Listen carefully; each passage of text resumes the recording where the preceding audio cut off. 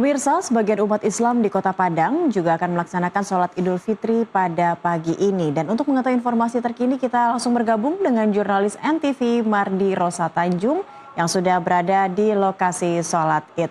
Mardi, selamat pagi. Mardi, ini kalau nampak dari belakang Anda belum dimulai begitu pelaksanaan sholat Idnya. Tapi sebenarnya pukul berapa dan di mana saja titik-titik pelaksanaan sholat Id di Kota Padang untuk hari ini?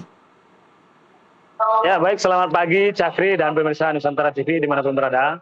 Saat ini saya berada di Fakultas Kedokteran Gigi Universitas Andalas Padang, di mana pagi ini di halaman kampus ini rencananya akan berlangsung pelaksanaan sholat Idul Fitri 1447 Hijriah.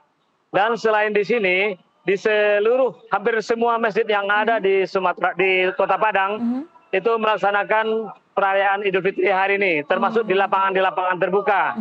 Karena warga Kota Padang mengikuti fatwanya Muhammadiyah, di mana masyarakat di Padang lebih awal pelaksanaan ibadah puasanya, sehingga kemarin sudah genap 30 hari pelaksanaan puasa, sehingga hari ini melaksanakan Idul Fitri, termasuk di Masjid Taqwa Muhammadiyah, Masjid Agung Taqwa Muhammadiyah di Kota Padang, dan masjid-masjid yang ada di Sumatera Barat secara umumnya. Demikian, Cakri. Baik, artinya mayoritas warga Kota Padang, mungkin hampir juga sebagian besar Sumatera Barat merayakan Hari Raya Idul Fitri hari ini begitu ya. Nah, ini memang tetap saja ada yang berbeda, meskipun tadi juga di Yogyakarta dan juga di Surabaya banyak juga masyarakat yang menggelar sholat Id hari ini. Tapi bagaimana perbedaan, ada tidak terasa perbedaan bagi umat muslim yang masih atau yang menggelar melaksanakan ibadah sholat Idnya besok begitu? Seperti apa suasana yang terasa di sana? Ya, betul saja. Biasanya di Kota Padang itu pelaksanaan Id itu selalu dipusatkan di kantor gubernur atau di halaman gubernuran. Namun karena pemerintah itu menetapkannya besok, sehingga rencananya yang semula akan dilaksanakan hari ini di gubernuran akhirnya dibatalkan. Walaupun sebelumnya sudah ada pemberitahuan pelaksanaan hari ini. Dan perbedaan-perbedaan yang ada di Kota Padang ataupun Sumatera Barat itu tidak menjadi persoalan bagi masyarakat.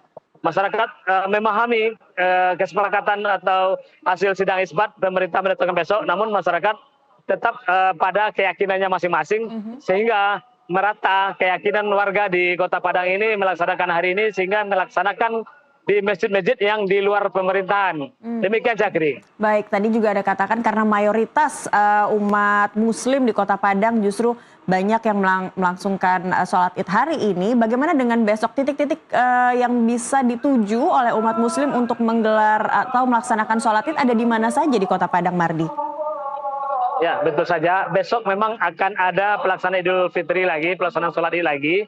Tapi itu dilaksanakan di kantor-kantor pemerintahan, seperti di Gubernuran Sumatera Barat, itu seperti tahun-tahun sebelumnya dipusatkan di halaman kantor Gubernur Sumatera Barat. Dan sejumlah fasilitas milik pemerintahan lainnya juga akan dilakukan pelaksanaan sholat Id. Jadi bagi warga Padang yang ingin melaksanakan sholat Id besok ikut pemerintah, bisa juga mendatangi tempat-tempat pemerintahan yang sebelumnya dilaksanakan dan akan dilaksanakan kembali di pusat-pusat pemerintahan. Demikian, Cakri. Baik, dan ini yang menarik juga akhirnya Lebaran jadi lebih panjang ya, justru menjadi lebih sukacitanya jadi lebih panjang ya, Mardi. Tapi untuk masyarakat di Kota Padang, Sumatera Barat begitu ya, ada tidak sih kebiasaan orang Minang begitu setelah sholat Id biasanya langsung melakukan apa nih begitu, Mardi, di sana? Ya, biasanya selesai pelaksanaan sholat Id, warga bersalam-salaman. Sementara itu ada tradisi anak-anak, kalau di sini disebut manambang, atau bersilaturahmi dari rumah ke rumah.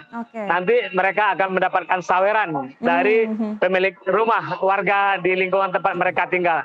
Tanpa pandang bulu apakah mereka bagian dari anggota keluarga atau bukan. Tapi setiap anak-anak akan datang door to door ke setiap rumah. Itu mereka nanti keluarga mendapatkan angpau. Nah, demikian, Cakri. Baik, saya akan langsung terbang ke Kota Padang kalau begitu untuk door to door mengetuk pintu tetangga, semoga diterima ya dan dapat THR begitu ya, Mardi ya. Baik, ya, Mardi. Betul. Mungkin satu lagi, makanan khasnya juga yang paling biasanya selalu muncul di saat Lebaran bagi orang Minang apa saja? Jangan rendang ya, mungkin ada tidak yang lain misalnya? Ya, ada. Jadi di sini kebiasaannya itu warga membawa lemang atau kuliner-kuliner tradisional, lemang tapai ataupun lemang.